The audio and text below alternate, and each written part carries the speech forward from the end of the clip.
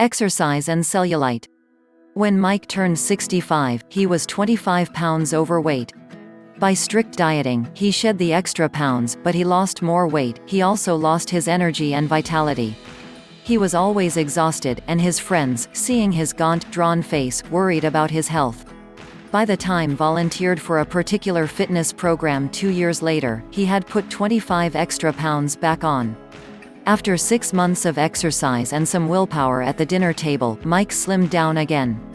This time he felt better than he ever had, brimming with energy and glowing with good health. What made the difference? The first time Mike lost weight, the second time he lost fat. The distinction is important. According to research, a large portion of the weight lost by dieting alone is active tissue, such as muscle and connective tissue, while a smaller fraction is excess fat. Exercise has the opposite effect. It increased his lean body mass and decreased his excess fat. Same thing goes with cellulite. Most people tend to think that cellulites are only present to people who are obese. That is why they sometimes associate cellulite with fats and obesity. Actually, even if cellulite refers to the chain of wrinkled fat cells and subcutaneous connective tissues beneath the layer of the skin, it should never be associated with people who are fat or obese. In fact, there are many people who have cellulite but are not fat at all. In reality, nobody knows the main reason why some people accumulate cellulite. However, there are some factors that health experts are considering, such as the structure of the fat cells or the poison that entered the body. Some experts say it may be caused by some hormonal changes in the body. But none of these things has been proven to cause cellulites.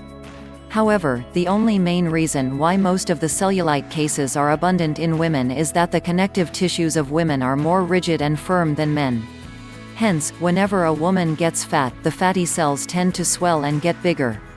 It creates a protruding appearance to the skin, producing an orange peeled look. For this reason, women are more prone to cellulite than men. That is why it is important for women to be more careful on their body, as they have higher chances of accumulating cellulite. Fats and cellulite. With the many cases of obese people having cellulites in their body, most of them believed that their cellulites are caused by being too fat. Even though not all those who are obese develop cellulites, being overweight can really trigger the development of cellulites. This is because too much fat under the skin tend to push the connective tissue, creating a strain on the skin. Thus, cellulites form. However, this is still dependent on the structure of the cells. If an individual's cell structure does not inhibit the tendency to bulge or expand even if fat deposits accumulate, then there will be no cellulites. So, the most important thing to remember here is to keep those connective tissues firm and strong and avoid accumulating excess fats so as to avoid the development of cellulite. How? Start an exercise routine program. Transforming food into fat seems all too easy for most of us.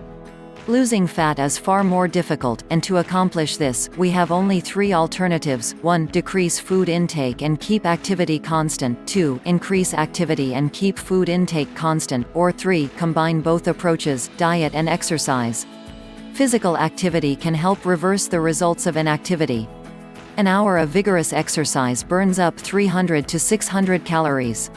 If you also cut 300 to 500 calories from your daily menu, you can also lose weight at the rate of 1 to 2 pounds a week. Without exercise, you would have to eat 500 to 1,000 fewer calories a day to lose the same number of pounds in a week. Exercise is not for everyone who is over fat, however.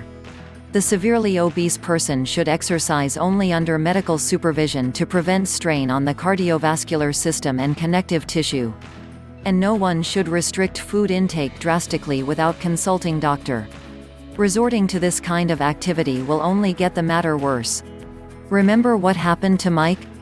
He thought that when he started dieting, he would eventually lose all the excess fats he has accumulated. The problem is that he lost those connective tissues rather than excess fat. For people who are prone to cellulites, this will be a greater problem. Losing connective tissues instead of fat by strict dieting can only make the skin more prone to greater problems, but the fat cells are still there. That only means that the problem is not solved at all. Hence, if you wish to lose those cellulites, it would be better to lose those fats first. The idea here is to burn those fats by increasing your metabolism by 7.5% to 28% more than your normal rate. It is for this reason that exercising is an important factor in losing cellulite. So for a more cellulite-free body, always engage in an exercise routine.